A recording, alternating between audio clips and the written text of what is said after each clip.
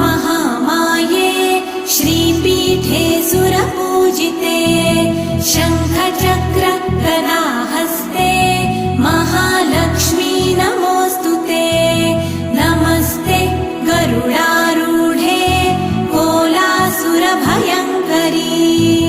सर्वपाप हरे देवी महालक्ष्मी नमोऽस्तुते महादेव्यै च विद्महे विष्णुपत्न्यै च धीमहि तन्नो लक्ष्मी प्रचोदयात्।